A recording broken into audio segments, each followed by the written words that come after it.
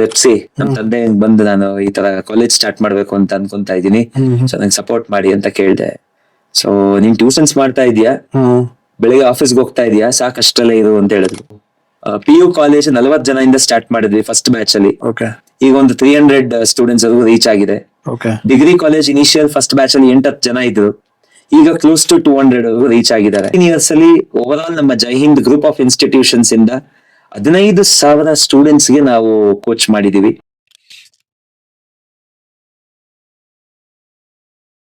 Years ಅಲ್ಲಿ tuitions ನ start ಮಾಡಿ ಎಷ್ಟೋ ಜನ ಸ್ಟೂಡೆಂಟ್ಸ್ ಗೆ ಅವಾಗ್ಲಿಂದಾನೆ ಪಾಠ ಮಾಡಕ್ ಸ್ಟಾರ್ಟ್ ಮಾಡಿ, ಮತ್ತೆ BA ಡಿಗ್ರಿ ಜಾಯಿನ್ ಆಗಿ ಮತ್ತೆ MS ಇನ್ ಕಂಪ್ಯೂಟರ್ ಸೈನ್ಸ್ ಮಾಡಿ PhD ಕೂಡ ಮಾಡ್ಕೊಂಡು ಇವಾಗ ಜೈ ಹಿಂದ್ ಗ್ರೂಪ್ ಆಫ್ ಇನ್ಸ್ಟಿಟ್ಯೂಷನ್ಸ್ ಅಂತ ಕಾಲೇಜ್ ಓಪನ್ ಮಾಡಿ ಅಲ್ಲಿ ಅರೌಂಡ್ 1000 ಸ್ಟೂಡೆಂಟ್ಸ್ ಗೆ ಪಾಠ ಹೇಳ್ಕೊಡ್ತಾ ಇರುವಂತ ಜಯಪ್ರಕಾಶ್ ಸರ್ ನಿಮ್ ಜೊತೆಗಿದ್ದಾರೆ. ಸೊ ಅವ್ರನ್ನ ನಾವು ವೆಲ್ಕಮ್ ಮಾಡೋಣ. Sir welcome.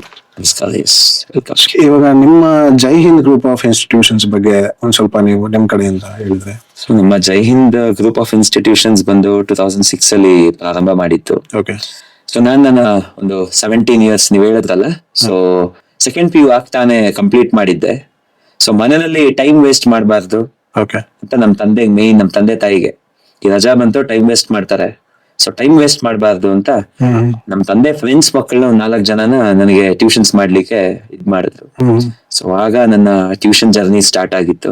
ಅದಕ್ಕಿಂತ ಮುಂಚೆ ಅಕ್ಕಪಕ್ಕ ಮನೆಯವ್ರನ್ನೆಲ್ಲ ನಮ್ ತಾಯಿ ಕರೆದು ಪಕ್ಕದಲ್ಲಿ ಕೂರಿಸ್ಕೊಂಡು ನಮ್ಗೆ ಹೇಳ್ಕೊಡುವಾಗ ಅವ್ರಿಗೂ ಹಾಗೆ ಹೇಳ್ಕೊಟ್ಟು ಸೊ ಫ್ರೀ ಕೋಚಿಂಗ್ ಕೊಡ್ತಾ ಇದ್ರು ತಾಯಿ. ಅದನ್ನ ನೋಡ್ತಾ ಅಭ್ಯಾಸ ಇತ್ತು ನನ್ಗೂ ನೋಡಿ. ಸೊ ಹಾಗೆ ಟ್ಯೂಷನ್ಸ್ ನ ಪ್ರಾರಂಭ ಆಯ್ತು. 4 ಜನ ಸ್ಟೂಡೆಂಟ್ಸ್ ಇಂದ ಸ್ಟಾರ್ಟ್ ಮಾಡಿದ್ದು. ಸೊ ನಂತರ ನಾನೇ ಇಂಜಿನಿಯರಿಂಗ್ ಸೇರ್ಕೊಂಡೆ. 4 ವರ್ಷ ನಾನು ಡಿಗ್ರಿ ಕಂಪ್ಲೀಟ್ ಮಾಡಿದೆ. ಸೊ ಅಷ್ಟಲ್ಲಾಗ್ಲೇ ಒಂದು ಸ್ಟೂಡೆಂಟ್ಸ್ ಕಮ್ಯುನಿಟಿ ಒಂದು 100 ಜನವರೆಗೂ ರೀಚ್ ಆದ್ರು ಸ್ಟ್ರೆಂತ್ ಟ್ಯೂಷನ್ ಸೆಂಟರ್. ಸೊ ಆ ನಂತರ ನನ್ನ ಡಿಗ್ರಿ ಕಂಪ್ಲೀಟ್ ಆಯ್ತು. 2-3 ಕಡೆ ಕ್ಯಾಂಪಸ್ ಸೆಲೆಕ್ಷನ್ ಆಯ್ತು. ಸೊ IBM ಜಾಯಿನ್ ಆದೆ ನಾನು. ಸೊ ಪೇರೆಂಟ್ಸ್ ಗೆಲ್ಲ ಹೇಳ್ದೆ, ಸೊ ಇನ್ನ ನೆಕ್ಸ್ಟ್ ಫರ್ದರ್ ಕಂಟಿನ್ಯೂ ಮಾಡ್ಲಿಕ್ಕೆ ಆಗಲ್ಲ ಅಂತ.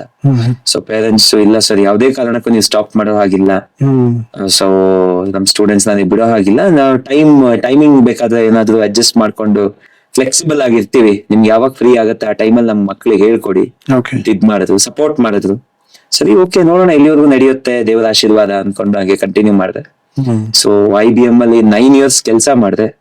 ಸೊ IBM ಅಲ್ಲಿ ಇತ್ಕೊಂಡೆ ನನಗೆ ಮಾಸ್ಟರ್ಸ್ ಇನ್ ಸೈನ್ಸ್ MS ಮಾಡಿದೆ ಕಂಪ್ಯೂಟರ್ ಸೈನ್ಸ್ ಅಲ್ಲಿ. ಸೊ ಹಾಗೆ ಟ್ಯೂಷನ್ಸ್ ನಡೀತಾ ಇತ್ತು. ಹೀಗೆ ಪ್ರೇರೇಪೆ ಅದು 9 ವರ್ಷ IBM ಅಲ್ಲಿ 8-9 ವರ್ಷ ಕೆಲಸ ಮಾಡಿದೆ. ಪೇರೆಂಟ್ಸ್ ಎಲ್ಲ ಸರ್ 10th ಆಯ್ತು, PU ಆಯ್ತು, ಸೊ ನೀವೇ ಯಾಕೆ PU ಕಾಲೇಜ್ ಸ್ಟಾರ್ಟ್ ಮಾಡಬಾರ್ದು, ನೀವೇ ಯಾಕೆ ಡಿಗ್ರಿ ಕಾಲೇಜ್ ಸ್ಟಾರ್ಟ್ ಮಾಡಬಾರ್ದು, ನಮ್ಮ ಮಕ್ಕಳನ್ನೆಲ್ಲ ಬೇರೆ ಬೇರೆ ಕಡೆ PU ಕಾಲೇಜಿಗೆ ರೆಫರ್ ಮಾಡ್ತೀರಾ. ಸೊ ನಾನೇ ಸ್ಟೂಡೆಂಟ್, ನನ್ನನ್ನು ಕರ್ಕೊಂಡು ಹೋಗೋದು ಪೇರೆಂಟ್ಸ್ 10th ಆದ ತಕ್ಷಣ, ಸರ್ ಕಾಲೇಜಿಗೆ ನೀವು ಬನ್ನಿ, ನಿಮ್ ಕಡೆ ಅಪ್ಲಿಕೇಶನ್ ತಗೊಳ್ಳಿ, ಸೊ ನೀವು ಗೈಡ್ ಮಾಡಿ ಅಂತ. ಸೊ ನಾನು ಸುತ್ತಮುತ್ತಲು KLE RNS ಈ ತರ ಕಾಲೇಜಸ್ ಗಳಿಗೆಲ್ಲ ಮಕ್ಕಳನ್ನೆಲ್ಲ ಕರ್ಕೊಂಡು ಅಡ್ಮಿಷನ್ಸ್ ಎಲ್ಲ ಮಾಡ್ತಿದ್ದೆ. ಯಾವಾಗ ಸರ್ ನೀವು IBM ಅಲ್ಲಿ ಕೆಲಸ ಮಾಡಿ? IBM ಅಲ್ಲಿ ಕೆಲಸ ಮಾಡುವಾಗ. ಸೊ ಅಷ್ಟಲ್ಲಾಗ್ಲೇ IBM ಆಗ್ಲೇ ಒಂದಷ್ಟು ಎಸ್ಟಾಬ್ಲಿಷ್ ಆಗಿತ್ತು ತಕ್ಕಮಟ್ಟಿಗೆ ಟ್ಯೂಷನ್ ಸೆಂಟರ್ ನಮ್ಮ ಒಂದು ವಿಸಿನಿಟಿನಲ್ಲಿ.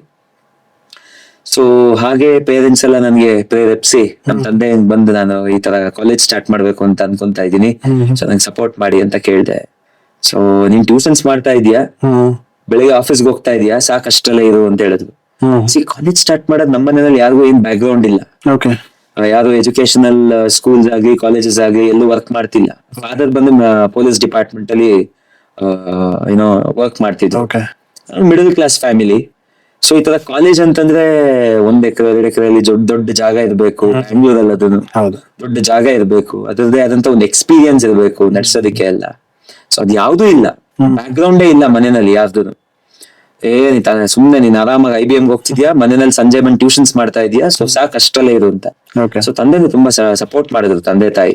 IBM ಅಲ್ಲಿ ಆಫೀಸ್ ಮುಗಿಸ್ಕೊಂಡ್ ಬರೋವರೆಗೂ ತಾಯಿ ಇರ್ತಿದ್ರು ಟ್ಯೂಷನ್ಸ್ ಅಲ್ಲಿ, ನನ್ನ ಸ್ನೇಹಿತರು ಇರ್ತಿದ್ರು, ನನಗೆ ಹೇಳ್ಕೊಟ್ಟಂತ ಸ್ಕೂಲ್ಗಳಲ್ಲಿ ನನಗೆ ಹೇಳ್ಕೊಟ್ಟಂತ ನಮ್ಮ ಟೀಚರ್ಸ್ ನನ್ ಜೊತೆ ಕೈ ಜೋಡಿಸಿದ್ರು ಟ್ಯೂಷನ್ಸ್ ಅಲ್ಲಿ ಪಾಠ ಮಾಡೋದಕ್ಕೆ. ಸೊ ನನ್ನ ಕಸಿನ್ಸ್, ನನ್ನ ಬ್ರದರ್ ಸಿಸ್ಟರ್ಸ್ ಎಲ್ಲ ನನಗೆ ಸಪೋರ್ಟ್ ಮಾಡಿದ್ರು. ಸೊ ಹೀಗಾಗಿ ಅದು ಹೇಗೋ ನಡೀತಾ ಇತ್ತು, ಇಷ್ಟರಲ್ಲೇ ಇರು ಅಂತಂದ್ರು.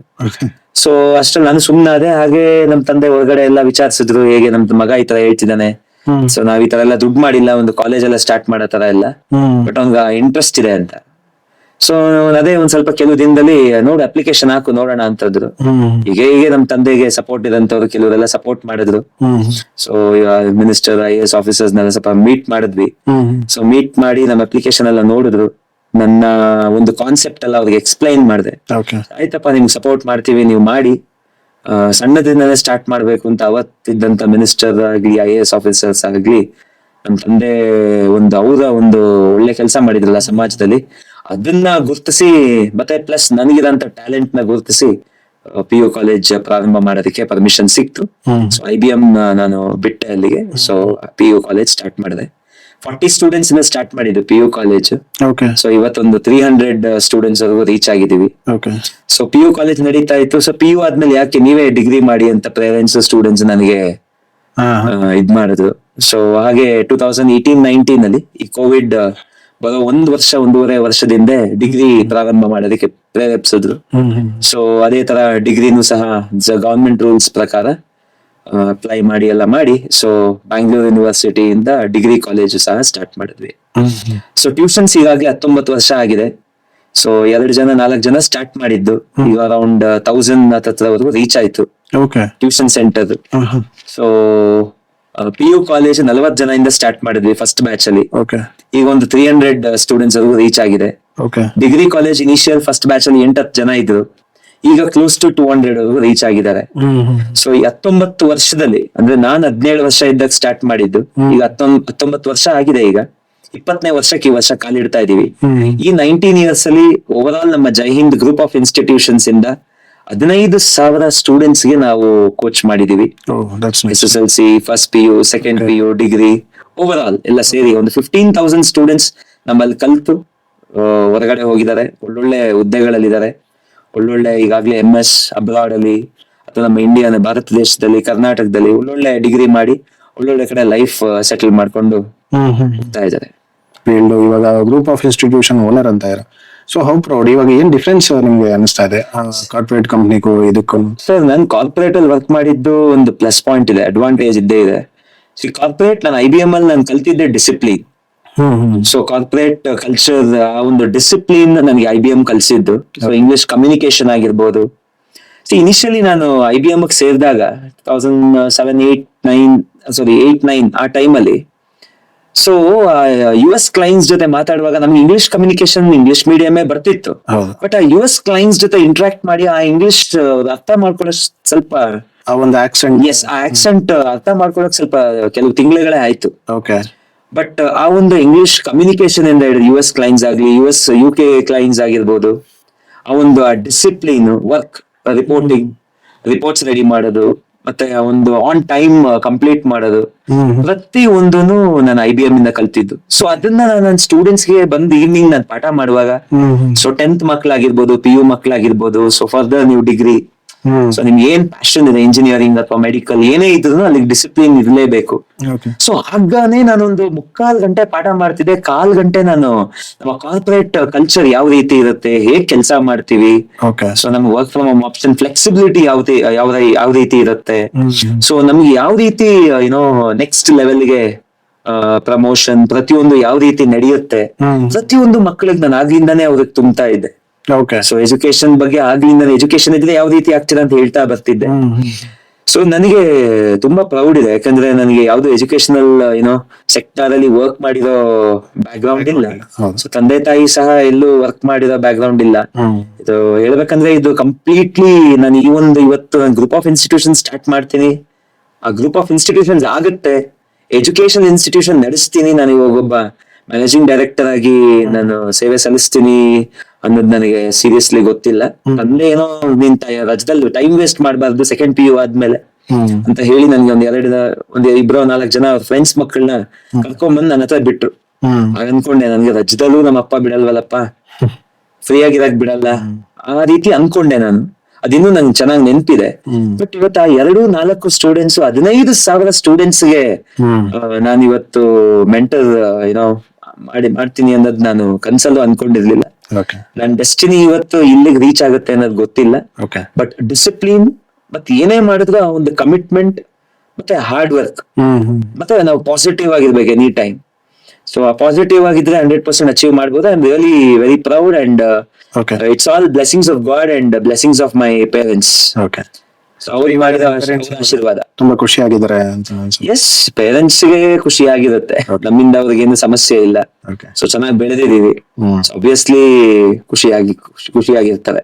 ಇನ್ನೊಂದು ಸರ್, ನಿಮ್ಮ ಪ್ರೊಫೈಲ್ ಅಲ್ಲಿ ನಾನು ನೋಡಿದೆ, ನೀವು ಎಷ್ಟೋ ಜನ ಮಕ್ಕಳಿಗೆ ಪೇರೆಂಟ್ಸ್ ಗೆಲ್ಲ ಕೆರಿಯರ್ ಕೌನ್ಸಿಲಿಂಗ್ ಕೂಡ ಮಾಡೀರಾ, ಕಾಲೇಜ್ ಕೌನ್ಸಿಲಿಂಗ್ ಕೂಡ ಮಾಡೀರಾ ಅಂತ. ಸೊ ಇವಾಗ ನಿಮ್ಮ ಮೂಲಕ ಅವ್ರಿಗೆ ಒಂದ್ ಸ್ವಲ್ಪ ಇನ್ಫಾರ್ಮೇಶನ್ ಸಿಗೋದಾದ್ರೆ, ಇವಾಗ CBSE ಮತ್ತೆ ICSE ಎಕ್ಸಾಮ್ಸ್ ಎಲ್ಲ ನಡೆದಿದೆ 10th ಮತ್ತೆ ಸ್ಟೇಟ್ ನಡೀತಾ ಇದೆ. ಸೊ ಈಗ ನೆಕ್ಸ್ಟ್ ಕಾಲೇಜ್ನ ಯಾವ ತರ ಕಾಲೇಜ್ನ ಚೂಸ್ ಮಾಡಬೇಕು ಮತ್ತೆ ಯಾವ ತರ ಕಾಂಬಿನೇಷನ್ ನ ಚೂಸ್ ಮಾಡಬೇಕು, ಯಾವ್ದನ್ನ ಚೂಸ್ ಮಾಡಿದ್ರೆ ಅವ್ರಿಗೆ ಅವರ ಒಂದು ಭವಿಷ್ಯಕ್ಕೆ ಚೆನ್ನಾಗಿರುತ್ತೆ ಅಂದ್ರೆ ನಿಮ್ ಕಡೆಯಿಂದ ಒಂದು ಗೈಡೆನ್ಸ್ ಕೊಡೋದಿದ್ರೆ ಯಾವ ತರ ಕೊಡ್ತೀರಾ ಸರ್? ಸೊ ನಾನು ಬೇಸಿಕಲಿ ಈಗ 10th ಸ್ಟ್ಯಾಂಡರ್ಡ್ ಮಕ್ಕಳಿಗಲ್ವಾ, CBSE ICSE ಆಯ್ತು. ಸೊ ಎಸ್, 10th ಸ್ಟ್ಯಾಂಡರ್ಡ್ ಮಕ್ಕಳಿಗೆ ಇನ್ನೂ ಒಂದು 15-16 ವರ್ಷ ಏಜ್ ಇರ್ತಾರೆ. ಸೊ ತಂದೆ ತಾಯಿ ಏನ್ ಹೇಳ್ತಾರೆ ಅದನ್ನ ಕೇಳ್ಬೇಕು ಫಸ್ಟ್. ಓಕೆ. ಈಗ ಒಂದ್ 4-6 ಜನ ಫ್ರೆಂಡ್ಸ್ ಇರ್ತಾರೆ, ಕ್ಲಾಸ್ ಗಳಲ್ಲೆಲ್ಲ ಫ್ರೆಂಡ್ಸ್ ಇರ್ತಾರೆ. ಅವನ್ ಯಾರೋ ಕಾಮರ್ಸ್ ತಗೊಂಡಿರ್ತಾನೆ, ಇನ್ನೊಬ್ಬ ಸೈನ್ಸ್, ಇನ್ನೊಬ್ಬ ಆರ್ಟ್ಸ್, ಡಿಪ್ಲೊಮಾ ಅಂತ ಹೇಳ್ತಾರೆ. ಫ್ರೆಂಡ್ಸ್ ಯಾರು ತುಂಬಾ ಕ್ಲೋಸ್ ಆಗಿರ್ತಾರೆ, ಅವ್ನ್ ಸೈನ್ಸ್ ಅಂದ್ರೆ ಇವ್ನು ಸೈನ್ಸ್ಗೆ ಹೋಗೋದು, ಕರೆಕ್ಟ್ ಸರ್. ಅವ್ರು ಕಾಮರ್ಸ್ ಅಂದ್ರೆ ಇವ್ರು ಕಾಮರ್ಸ್ಗೆ ಹೋಗೋದು. ಸೊ ಈ ರೀತಿ ಮಾಡಬಾರ್ದು, ಫಸ್ಟ್ ಪಾಯಿಂಟ್. ಮುಂಚೆ ಯಾವ ತರ ಇತ್ತು, ಪೇರೆಂಟ್ಸ್ ಸೇರ್ಸೋ ಕಾಲೇಜ್ಗಳಿಗೆ ಮಕ್ಳು ಹೋಗ್ತಾ ಇದ್ರು. ಎಸ್, ಬಟ್ ಇವಾಗ ಮಕ್ಳು ಹೇಳೋ ಕಾಲೇಜ್ಗೆ ಪೇರೆಂಟ್ಸ್ ಆಗ್ಬಿಟ್ಟಿದೆ. ಮನೇಲಿ ಹೋಗಿರ್ಬೋದು, ಫೋರ್ಸ್ ಮಾಡೋದಾಗಿರ್ಬೋದು, ಬ್ಲಾಕ್ ಮೇಲ್ ಮಾಡೋದಾಗಿರ್ಬೋದು, ನನ್ನ ಫ್ರೆಂಡ್ಸ್ ಹೋಗ್ತಾರೆ, ಇಲ್ಲ ಈ ಕಾಲೇಜ್ ತುಂಬಾ ಚೆನ್ನಾಗಿದೆ, ನಾನು ಇಲ್ಲಿ ಹೋಗ್ಬೇಕು, ಈ ತರ ಅಂತ ಪೇರೆಂಟ್ಸ್ ಗೆ ಯಾವ ತರ? ಪೇರೆಂಟ್ಸ್ ಅವರು ನೀವೇ ಹೇಳ್ತಾ ಇದ್ದೀರಾ, ಮಕ್ಕಳು ಈ ಒಂದು 14ನೇ ಏಜ್ ಇಂದ 18 ಏಜ್ ಆಗೋವರೆಗೂ ತಂದೆ ತಾಯಿ ಏನ್ ಹೇಳ್ತಾರೆ ಅದನ್ನ ಮಕ್ಳು ಕೇಳ್ಬೇಕು. ಅಂತ ಮಕ್ಕಳು ಸಕ್ಸಸ್ 100%. ಓಕೆ. ಸೊ ಮಕ್ಕಳು ಅರ್ಥ ಮಾಡ್ಕೋಬೇಕು, ಫ್ರೆಂಡ್ಸ್ ಎಲ್ಲಿ ಹೋಗ್ತಾರೆ ಅಲ್ಲಿ ಹೋಗೋದಲ್ಲ. ನನಗೆ ಯಾವ್ದ್ರಲ್ಲಿ ಒಂದು ಸ್ಕಿಲ್, ನನ್ನ ಒಂದು ಪ್ಯಾಷನ್, ಐ ಮೀನ್ ನನಗೆ ಮ್ಯಾಥಮೆಟಿಕ್ಸ್ ಅಲ್ಲಿ ಸ್ಟ್ರಾಂಗ್ ಇದೀನ, ಅಥವಾ ಕಾಮರ್ಸ್ ರಿಲೇಟೆಡ್ ಅಲ್ಲಿ ಸೋಷಿಯಲ್ ಸ್ಟಡೀಸ್ ಅಲ್ಲಿ ಸ್ಟ್ರಾಂಗ್ ಇದೀನ, ಅಥವಾ ಕನ್ನಡ ಭಾಷೆಯಲ್ಲಿ ಸ್ಟ್ರಾಂಗ್ ಇದೆಯಾ, ಇಂಗ್ಲಿಷ್ ಯಾವ ಒಂದು ಸಬ್ಜೆಕ್ಟ್ ಅಲ್ಲಿ ನಾನು ಸ್ಟ್ರಾಂಗ್ ಇದೀನಿ. ಸೊ ಅದನ್ನ ನಾವು ತಿಳ್ಕೊಂಡು ನಮ್ಗೆ ಮುಂದೆ ಏನಾಗ್ಬೇಕು ಅಂದ್ರೆ ನಮ್ಮ ಒಂದು ಕೂತ್ಕೊಂಡು ಯೋಚನೆ ಮಾಡಿ ಕರೆಕ್ಟ್ ದಾರಿನಲ್ಲಿ ಹೋಗ್ಬೇಕು. ಫ್ರೆಂಡ್ ಯಾರೋ ಏನೋ ಕಾಮರ್ಸ್ ಅಂತಂದ್ರೆ ಕಾಮರ್ಸ್ಗೆ ಹೋಗೋದು, ಸೈನ್ಸ್ ಅಂದ್ರೆ ಸೈನ್ಸ್ಗೆ ಹೋಗೋದು, ಅದು ತಪ್ಪು. ಈಗ ಕೆಲವು ಮಕ್ಕಳಿಗೆ ನಾನು ಸೈನ್ಸ್ಗೆ ಹೋಗೋದಾ ಕಾಮರ್ಸ್ಗೆ ಹೋಗೋದಾ ಅನ್ನೋ ಕನ್ಫ್ಯೂಷನ್ ಇರುತ್ತೆ. ಸೊ ಅಂತವ್ರಿಗೆ ಸಾಕಷ್ಟು ಅಸೆಸ್ಮೆಂಟ್ಸ್ ಇದೆ ಈಗ. ಸೊ ಅಸೆಸ್ ಮಾಡಿ ಅವ್ರಿಗೆ ಮ್ಯಾಥಮೆಟಿಕ್ಸ್ ಅಲ್ಲಿ ಸ್ಟ್ರಾಂಗ್ ಇದಾರ ಅಥವಾ ಥಿಯೋರಿಟಿಕಲ್ ಅಲ್ಲಿ ಸ್ಟ್ರಾಂಗ್ ಇದಾರ. ಸೊ ಅಂತ ಒಂದು ಸಾಕಷ್ಟು ಸೆಂಟರ್ಸ್ ಇದೆ, ಅಲ್ಲಿ ಹೋಗ್ಬೇಕಾದ್ರೆ ಆ ಟೆಸ್ಟ್ ಗಳನ್ನ ಮಾಡ್ಬೋದು, ಅಥವಾ ನಮ್ಮ ಆತ್ಮಸಾಕ್ಷಿನ ಕೇಳ್ಬೋದು ನನಗೆ ಯಾವ್ದು ಇಂಟ್ರೆಸ್ಟ್ ಇದೆ ಅಂತ. ಸೊ ಪಾಠ ಎಲ್ಲ ಕೇಳಿರ್ತಾರೆ 10th ಅಲ್ಲಿ, ಮ್ಯಾಥ್ಸ್, ಸೈನ್ಸ್, ಸೋಷಿಯಲ್ ಎಲ್ಲ ಕೇಳಿರ್ತಾರೆ. ಸೊ ನಾನು ಎಲ್ಲಿ ಅನ್ನೋದನ್ನ ನಾನು ಕರೆಕ್ಟ್ ಆಗಿ ಡಿಸೈಡ್ ಮಾಡ್ಬೇಕು. ಸೊ ನನಗೆ ಯಾವ್ದ್ರ ಮೇಲೆ ಜಾಸ್ತಿ ಇಂಟ್ರೆಸ್ಟ್ ಇದೆ, ಪೇರೆಂಟ್ಸ್ ನೋಡ್ತಾ ಇರ್ತಾರೆ, ಟೀಚರ್ಸ್ ನ ಕೇಳಿ, ಪೇರೆಂಟ್ಸ್ ನೋಡ್ತಿರ್ತಾರೆ. ಸೊ ಮಗ ಯಾವ್ದ್ರಲ್ಲಿ ಚೆನ್ನಾಗಿ ಮಾಡ್ತಾ ಇದ್ದಾನೆ, ಯಾವ್ದ್ರಲ್ಲಿ ಇಂಟ್ರೆಸ್ಟ್ ತೋರಿಸ್ತಿದ್ದಾನೆ, ಸೊ ಪೇರೆಂಟ್ಸ್ ಡಿಸೈಡ್ ಮಾಡ್ಬೋದು ಮಕ್ಕಳಿಗೆ. ಓಕೆ. ಪೇರೆಂಟ್ಸ್ ಗೆ ಅದ್ರ ಬಗ್ಗೆ ನಾಲೆಡ್ಜ್ ಇರಲ್ಲ, ಅದೇ ಆತರ ಎಷ್ಟೋ ಜನ ಪೇರೆಂಟ್ಸ್ ಇರ್ತಾರೆ. ಈಗ PUC ಇಲ್ಲಿ ನನ್ನ ಮಗನಿಗೆ ಇದೇ ಕೋರ್ಸ್ ಕೊಡಿಸ್ಬೇಕು, ಆತರ ಏನೋ ಅವ್ರಿಗೆ ನಾಲೆಡ್ಜ್ ಇರಲ್ಲ. ಅಂತವ್ರಿಗೆ ನಿಮ್ ಕಡೆಯಿಂದ ಯಾವ ತರ ರೆಕಗ್ನೈಸ್ ಮಾಡ್ಬೇಕು ಕಾಲೇಜ್ಗಳನ್ನ? ಈಗ ಕಾಲೇಜ್ ಬಂದ್ರೆ ಹತ್ರ ಇರೋ ಕಾಲೇಜಿಗೆ ಸೇರ್ಸ್ಬೇಕಾ, ಇಲ್ಲ ದೂರ ಇರೋ ಕಾಲೇಜಿಗೆ ಸೇರ್ಸ್ಬೇಕಾ, ಇಲ್ಲ ತುಂಬಾ ರೆಪ್ಯೂಟೆಡ್ ಕಾಲೇಜಿಗೆ ಸೇರ್ಸ್ಬೇಕಾ, ಇಲ್ಲ ನಾರ್ಮಲ್ ಸ್ಟಾರ್ಟ್ಅಪ್ ಕಾಲೇಜಿಗೂ ಸೇರ್ಸ್ಬೋದಾ? ಆಮೇಲೆ ಕಾಲೇಜಲ್ಲಿ ಯಾವ ಫ್ಯಾಕ್ಟರ್ಸ್ ನಾವು ನೋಡ್ಬೇಕಾಗತ್ತಾ, ಅಂದ್ರೆ ಫ್ಯಾಕಲ್ಟೀಸ್ ನೋಡ್ಬೇಕಾ? ಈಗ ನಿಮ್ಮ ಬ್ಯಾಕ್ ಗ್ರೌಂಡ್ ಇದೆ ನೋಡಿ, ನಿಮ್ಮಂತವ್ರು ಕಾಲೇಜ್ ಓಪನ್ ಮಾಡಿದ್ರೆ ಅದು ತುಂಬಾ ಚೆನ್ನಾಗಿರುತ್ತೆ. ಈ ತರ ಬ್ಯಾಕ್ ಗ್ರೌಂಡ್ ನೋಡಿ ವೆರಿಫೈ ಮಾಡ್ಬೇಕಾ, ಯಾವ ತರ ನೋಡ್ಬೇಕಂತ? ಸೊ ಈಗ PU ಕಾಲೇಜಸ್, ಈಗ PU SSLC ಇಂದ 10th ಸ್ಟ್ಯಾಂಡರ್ಡ್ ಆದ್ಮೇಲೆ PU. ಹೌದಾ? PU ಮೇನ್ ಸ್ಟೂಡೆಂಟ್ಸ್ ಗಳಿಗೆ ಕರೆಕ್ಟ್ ಡೈರೆಕ್ಷನ್ಸ್ ಕೊಡ್ಬೇಕು, ಕರೆಕ್ಟ್ ಆಗಿ ಅವ್ರನ್ನ ಒಂದು ಸರಿಯಾದ ದಾರಿನಲ್ಲಿ ತಗೊಂಡೋಗ್ಬೇಕು. ತುಂಬಾ ದೂರ ಕಳಿಸೋದು ಅಲ್ಲಿ ಇಲ್ಲಿ ಅದೆಲ್ಲ ಅವಾಯ್ಡ್ ಮಾಡ್ಲಿ. ಗವರ್ಮೆಂಟ್ ಸ್ಕೂಲ್ ಅಲ್ಲಿ ಓದಿರೋರು ದೊಡ್ಡ ಹುದ್ದೆಲಿದ್ದಾರೆ, ಗವರ್ಮೆಂಟ್ ಕಾಲೇಜಲ್ಲಿ ಓದಿರೋರು ದೊಡ್ಡ ಹುದ್ದೆಲಿದ್ದಾರೆ.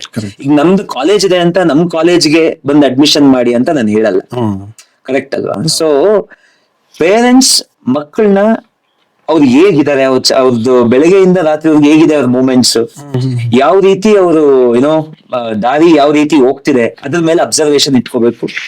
ಸುತ್ತಮುತ್ತಲು ಎಲ್ಲಿದೆ, ಯಾವ್ದವ್ರಿಗೆ ಕರೆಕ್ಟ್ ಆಗಿದೆ ಅಂತ ಅನ್ಸುತ್ತೆ ಕಾಲೇಜು, ಸೊ ಅಂತ ಕಡೆ ಸೆಲೆಕ್ಟ್ ಮಾಡಿ ಸೇರಿಸಬಹುದು. ಹೇಳದ್ನಲ್ಲ, ಈಗ PU ಅಥವಾ 10th, ಈಗ ನಮ್ಮ ಅಬ್ದುಲ್ ಕಲಾಂ ಅವರಾಗ್ಲಿ ಅಥವಾ ಸರ್ ಎಂ ವಿಶ್ವೇಶ್ವರಯ್ಯ ಅವರಾಗ್ಲಿ, ಅವ್ರು ಯಾರಿಗೂ ಬರೆಯೋದಕ್ಕೆ ಸರಿಯಾಗಿ ಪೆನ್ಗಳು ಸಿಗ್ತಿರ್ಲಿಲ್ಲ, ಐ ಮೀನ್ ಎಲೆಕ್ಟ್ರಿಸಿಟಿ ಇರ್ಲಿಲ್ಲ ಅಲ್ವಾ? ಸೊ ಬೀದಿ ದೀಪದಲ್ಲಿ ಲ್ಯಾಂಪ್ ಇಟ್ಕೊಂಡು ಓದಿದ್ದಾರೆ. ಸೊ ಅಂತವರೆಲ್ಲ ಇವತ್ತು ದೊಡ್ಡ ಹುದ್ದೆಲಿದ್ದಾರೆ. ಸೊ ಪೇರೆಂಟ್ಸ್ ಗಳೇನಂದ್ರೆ ಈಗ ದೊಡ್ಡ ಬಿಲ್ಡಿಂಗ್ ಇರ್ಬೇಕು ಕಾಲೇಜು, ಎಲ್ಲೋ ದೂರ ಇದೆ, ಯಾರೋ ಫ್ರೆಂಡ್ ಮಗ ಅಲ್ಲಿ ಹೋಗಿದ್ದಾನೆ, ನಾನು ಅಲ್ಲೇ ಕಳಿಸ್ಬಿಡ್ತೀನಿ, ಒಂದು ಸ್ಟೇಟಸ್ ಆಗಿ ತಗೊಂಡಿದ್ದಾರೆ ಕೆಲವು ಪೇರೆಂಟ್ಸ್. ಸ್ಕೂಲ್ ಕಾಲೇಜ್ ಸ್ಟೇಟಸ್ ಆಗಿ ತಗೊಂಡು ಕಳಿಸ್ತಾರೆ. ನೋಡ್ಬೇಡಿ, ನಿಮ್ ಮಕ್ಳ ಭವಿಷ್ಯ ನೀವು ನೋಡಿ. ನಿಮ್ ಮಗ 10th ಅಲ್ಲಿ ಹೇಗಿದ್ದಾನೆ, ಫ್ರೆಂಡ್ಸ್ ಜೊತೆ ಜಾಸ್ತಿ ಮಿಂಗಲ್ ಆಗಿ ಜಾಸ್ತಿ ಯಾವ ರೀತಿ ಇದಾರೆ ಮಕ್ಕಳು. ಕೆಲವು ಮಕ್ಳು ಯಾರ ಜೊತೆ ಮಾತಾಡಲ್ಲ, ಇಷ್ಟ ಬೇಕು ಅಷ್ಟ್ರಲ್ಲಿ ಇರ್ತಾರೆ, ಅಪ್ಪ ಅಮ್ಮ ಏನ್ ಹೇಳ್ತಾರೆ ಅದನ್ನ ಕೇಳ್ತಾರೆ. ಇನ್ ಕೆಲವು ಮಕ್ಕಳು ಸ್ಕೂಲ್ಗಳಲ್ಲಿ ಗುಂಪು ಮಾಡ್ಕೊಂಡಿರ್ತಾರೆ, ಕರೆಕ್ಟ್ ಅಲ್ವಾ? ಸೊ ಅದನ್ನ ಬೇತ್ಸೋದೇ ಕಷ್ಟ ಆಗಿರುತ್ತೆ ಪೇರೆಂಟ್ಸ್ ಗೆ. ಸೊ ಅದನ್ನೆಲ್ಲ ಆ ಒಂದು ಮಕ್ಕಳ ಮೇಲೆ ಡಿಪೆಂಡ್ ಆಗುತ್ತೆ. ಅದನ್ನ ನೋಡ್ಕೊಂಡು ಪೇರೆಂಟ್ಸ್ ಕರೆಕ್ಟ್ ಡಿಸಿಷನ್ ತಗೋಬೇಕು. ನನ್ ಮಗನ್ ಸ್ವಲ್ಪ ಈಗ ಬಿಟ್ರೆ ಕಷ್ಟ, ಸೊ ಅವ್ನ್ ಸರಿಯಾಗಿ ಒಂದ್ ಕಣ್ಣು ಅವನ್ ಮೇಲೆ ನಂದು ಇರ್ಬೇಕು ಅನ್ನೋದು ಪೇರೆಂಟ್ಸ್ ಗಳಿಗೆ ಗೊತ್ತಿರುತ್ತೆ. ಟೈಮ್ ಸ್ಪೆಂಡ್ ಮಾಡ್ಬೇಕು.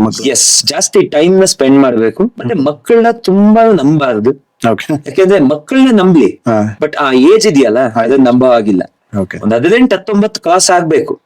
ಅಲ್ಲಿವರೆಗೂ ಪೇರೆಂಟ್ಸ್ ಗಳು ಯಾರು ಒಂದು 14 ಇಂದ 18-19 ವರ್ಗು ಚೆನ್ನಾಗಿ ರೆಡಿ ಮಾಡ್ತಾರೋ, ಟ್ರೀಟ್ಮೆಂಟ್ ಗಳೆಲ್ಲ ಚೆನ್ನಾಗಿ ಕೊಡ್ತಾರೋ, ಟೀಚರ್ಸ್ ಪೇರೆಂಟ್ಸ್ ಟ್ರೀಟ್ಮೆಂಟ್ ನ ಯಾವ ಮಕ್ಕಳು ಕರೆಕ್ಟ್ ಆಗಿ ತಗೊಂತಾರೋ, ಪೇರೆಂಟ್ಸ್ ಟೀಚರ್ಸ್ ಯಾರು ಕರೆಕ್ಟ್ ಆಗಿ ಟ್ರೀಟ್ಮೆಂಟ್ ಕೊಡ್ತಾರೋ ಅಂತ ಮಕ್ಕಳು 19 ಆದ್ಮೇಲೆ ಯಾರ್ದು ಫಾಲೋ ಮಾಡೋದೇ ಬೇಡ. ಸೊ ಅಂತವ್ರು ಕರೆಕ್ಟ್ ಡೈರೆಕ್ಷನ್ ಅಲ್ಲಿ ಹೋಗ್ತಾರೆ. ಆ ಒಂದು ಏಜ್ ಅಲ್ಲಿ, ಯಾವ ಏಜ್ ಅಲ್ಲಿ ಕರೆಕ್ಟ್ ಆಗಿ ಪೇರೆಂಟ್ಸ್ ಮಾತನ್ನ ಕೇಳಲ್ಲ, ಟೀಚರ್ಸ್ ಮಾತನ್ನ ಯಾರು ಕೇಳಲ್ಲ, ಸೊ ಅಂತವ್ರಿಗೆ 19-20 ಆದ್ಮೇಲೆ ಕಷ್ಟ ಆಗತ್ತೆ.